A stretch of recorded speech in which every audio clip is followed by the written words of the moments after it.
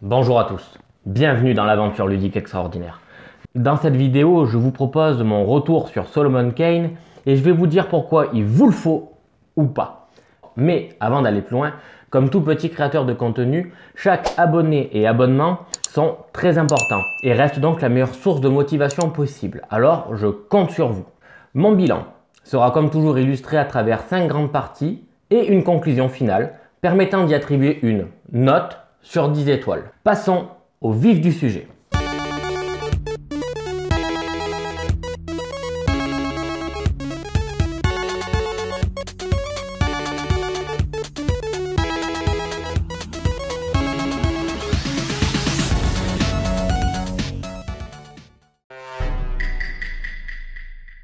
Solomon Kane, un jeu de Jack Thornton édité par Mythic Game. Ce jeu s'impose aujourd'hui comme le chef-d'œuvre de cet éditeur. Certes, sa réussite n'a pas été sans embûches, mais après tout ça, qu'est-ce qui fait le café dans Solomon Kane?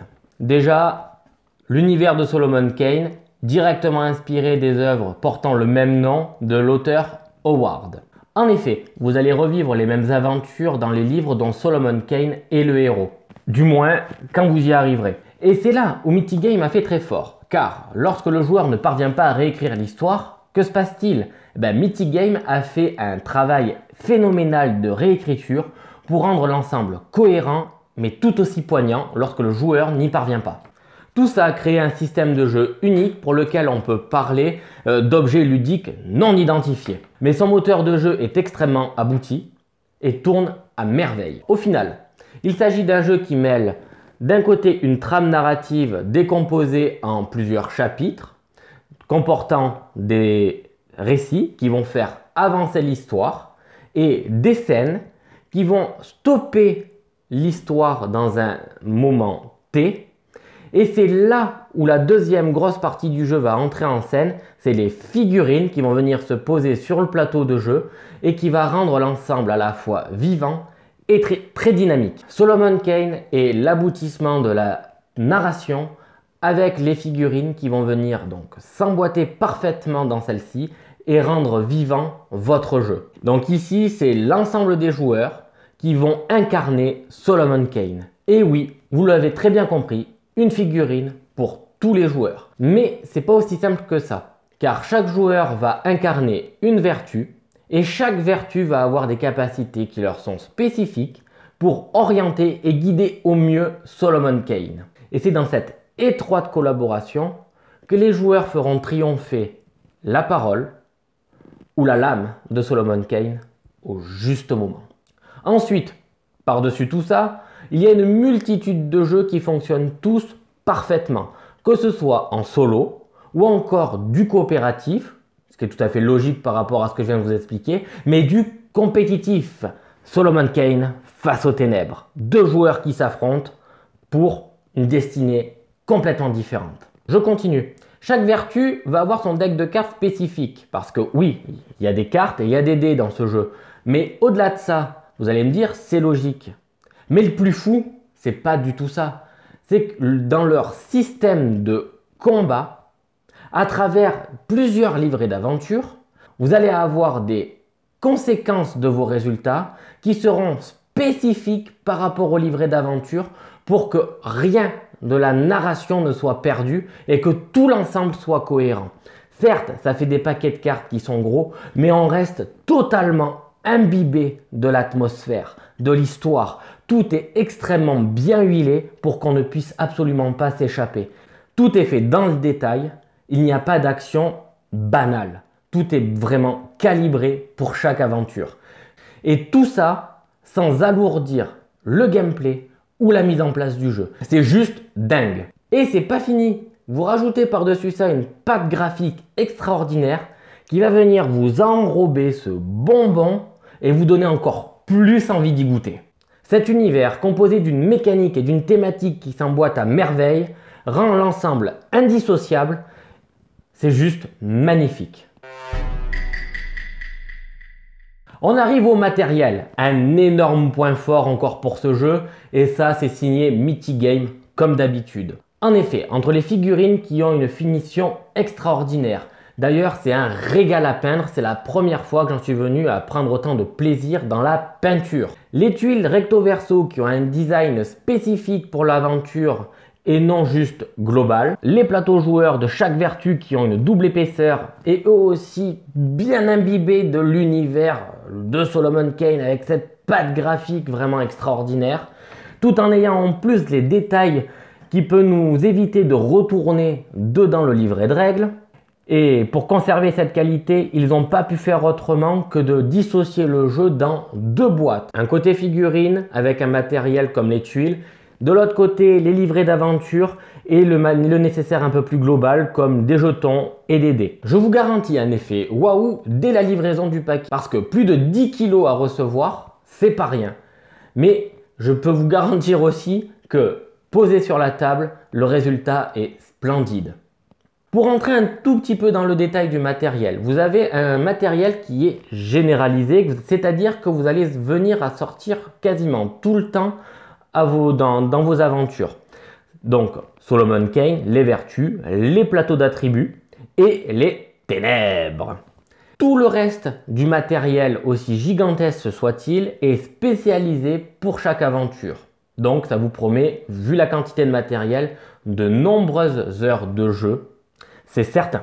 Chaque livret d'aventure a dans son introduction une page dédiée au matériel nécessaire pour jouer. Et ça c'est très malin puisque ça vous évite de retourner dans les boîtes et perdre du temps pour ça. Mais si on doit appuyer un petit peu là où ça fait mal, j'aurai 2-3 détails pour améliorer encore un tout petit peu tout ça. Déjà j'aurais aimé des dés qui soient gravés et plus lourds. En effet, plus vous allez y jouer avec, les manipuler, plus finalement la peinture va partir. Ensuite, il y a des coquilles dans pas mal de cartes.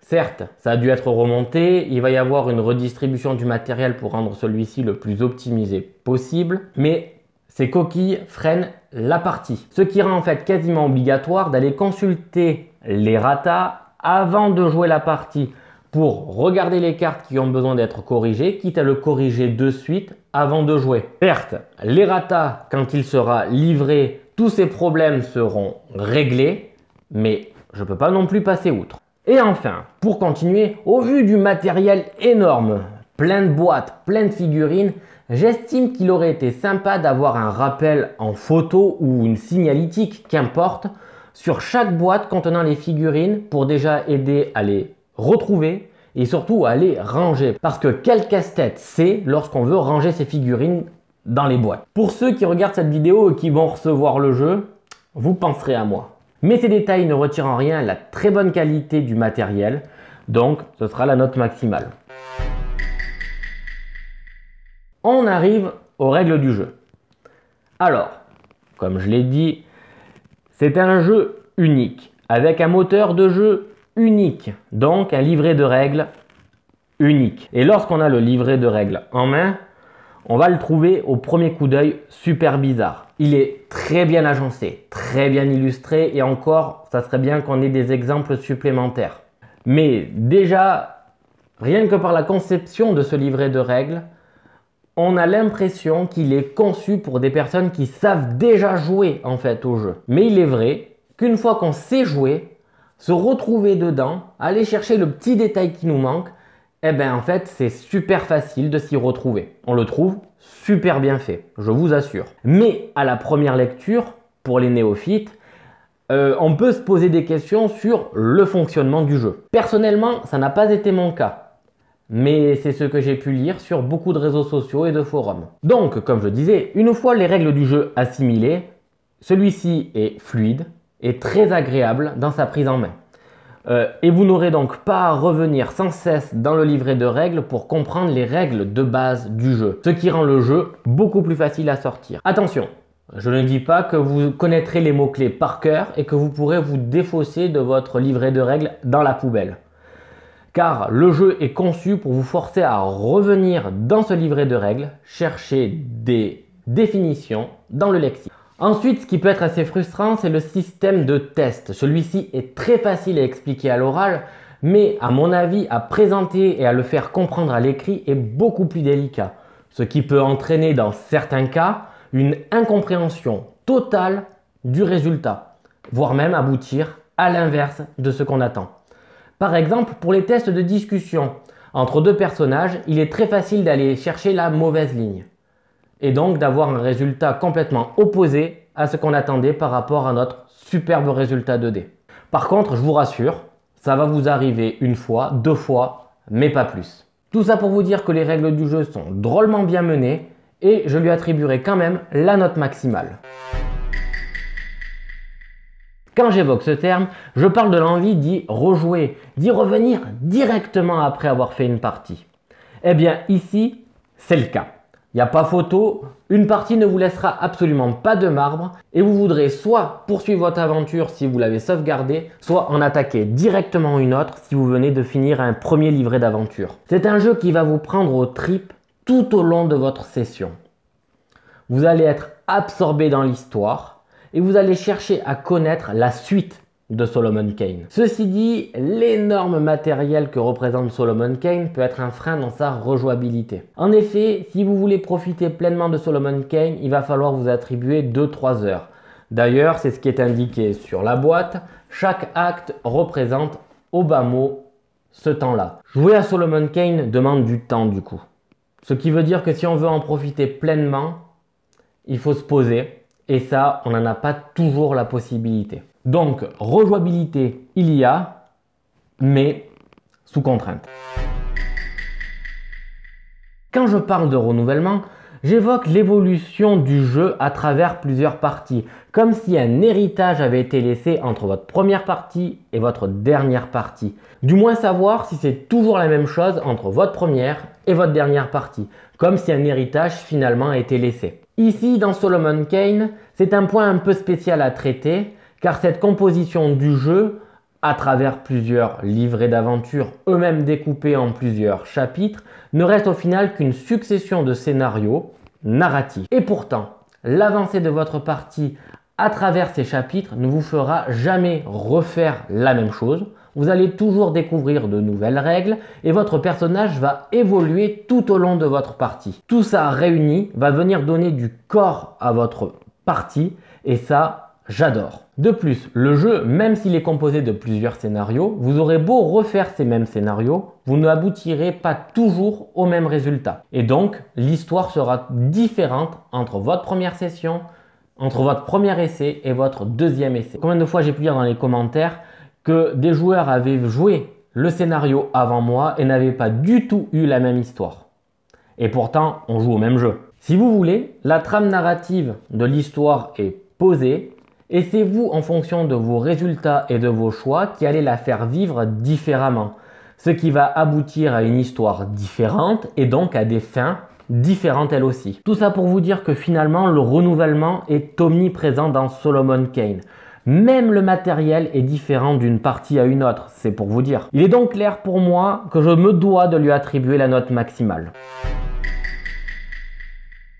Bon, vous l'aurez compris, Solomon Kane est une pépite et mon engouement pour lui doit se faire un petit peu ressentir. Mais sachez qu'avant de faire ce bilan, j'ai fait une grosse pause dessus, de manière à essayer de prendre un maximum de recul pour ne pas me laisser emporter par la hype que j'ai pour celui-ci et être le plus objectif possible. Mais le résultat est là. Et je pense que les backers qui ont attendu environ 2 ans pour avoir celui-ci doivent eux aussi en être extrêmement satisfaits et doivent le conserver précieusement. Finalement, pourquoi vous procurer Solomon Kane et pour qui je le conseille? En fait, si vous aimez l'univers d'Howard et souhaitez le retrouver à travers un jeu composé d'une grosse partie narrative où chaque décision que vous allez prendre pourra être décisive pour la suite de votre aventure, que vous souhaitez y jouer seul, à plusieurs, que ce soit donc en coopératif ou en compétitif, que vous cherchez un jeu qui soit innovant dans sa conception et dans ses mécaniques avec un matériel de dingue,